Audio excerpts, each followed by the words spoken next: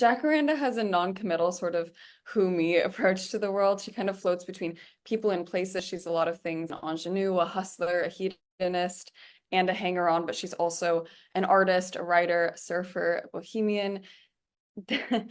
I feel this is true for a lot of protagonists, particularly in writing today. But did you find this character charming or insufferable or both?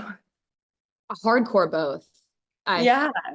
and also part of what makes her charming is also what makes her insufferable. But there were Yeah. like there are you she's a very interesting character because she's got this kind of unique independence about her that is so appealing. But also I feel like it's that same independence that hurts people kind of in her wake and that makes people feel maybe forgotten or undervalued, and that Mhm. sucks. I think she is like all young people growing up where you're kind of trying to avoid asking yourself the tough questions of like, is this for me?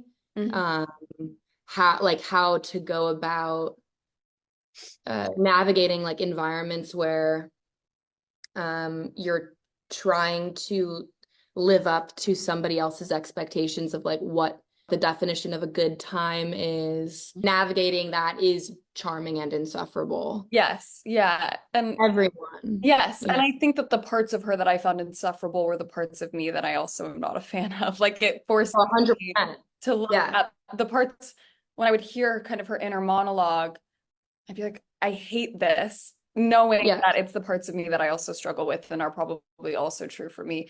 And I also think like being a young person who's thrown into these complex social dynamics, you haven't fully developed who you are in your opinion. So watching her kind of how easily she can mingle into these and like seamlessly sort of just blend into these new situations she's in is something I think very specific for young people, young women who are put into these dynamics with people who are older than them and maybe have already figured out. I was gonna say the age gap is like a huge Yeah. kind of flag of some color.